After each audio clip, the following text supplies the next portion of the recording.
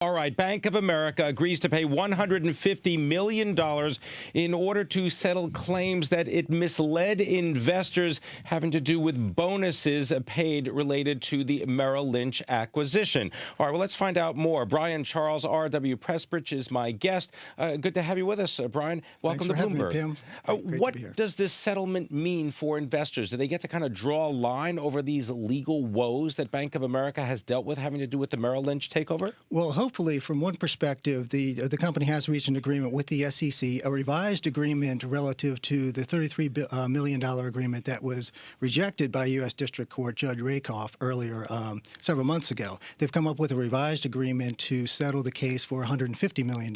Was this just a case of like holding out for more money?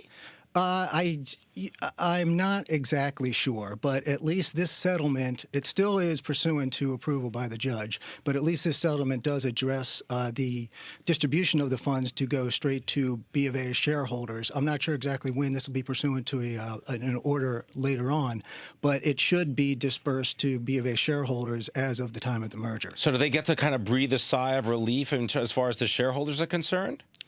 Hopefully. Of course, there is another lawsuit that was just filed by Attorney General Andrew Cuomo today, right? Yes. I don't know what the damages specified there are, but that is that lawsuit does name Bank of America as well as Ken Lewis and Joe Price as defendants.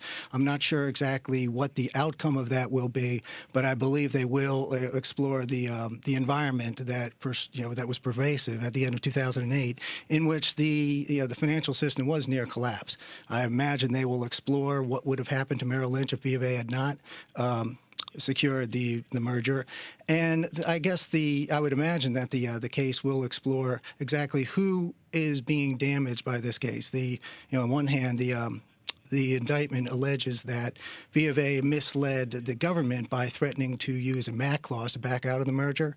I'm not sure exactly who thought that MAC clause is really viable at the time, and the $20 billion that B of A got over on top of the original $25 billion that they got with the TARP investment, the extra $20 billion that they got to close the Merrill Lynch merger, that's been paid back in full with 8% annual dividends. So what is, I mean, in your mind, what is this really all about? I mean, Attorney General Andrew Cuomo has already stated that he is running for governor of the state of New York.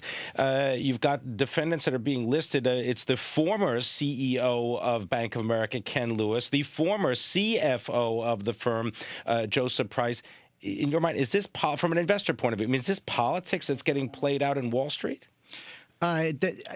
Yes, that's one way of looking at it. Unfortunately, not being an attorney, I can't really comment on the legal merits of the case, but I'm just not sure exactly what the damages would be that they would try to seek in terms of in filing this. Because isn't it a situation where the Attorney General of the state of New York, Andrew Cuomo, has the same information that the SEC had? I mean, it's not like they got different boxes of files or anything. So is there a question being raised about what did you see in the file that's different than you think that the SEC would try very hard to push the case if indeed there was something of merit there? That's right. I think the market is perceiving right now that given the same sets of information, the market is basically unsure why the SEC was able to reach a settlement and determine that there was no intentional fraud committed, or really any fraud committed by any individuals, but the Attorney General is going in a different direction. That's alleging fraud by Ken Lewis and Joe Price. And notably, Brian Moynihan, the new head of Bank of America, the new CEO, not included in any of this. No, they, from what I understand, the Attorney General does not think or does not believe that he was complicit in any of the alleged fraud. All right, I want to thank you very much, Brian Charles from RW Pressprich, coming in, giving your thoughts on what's going on at the B of A and the new lawsuit being brought by New York Attorney General Andrew Cuomo.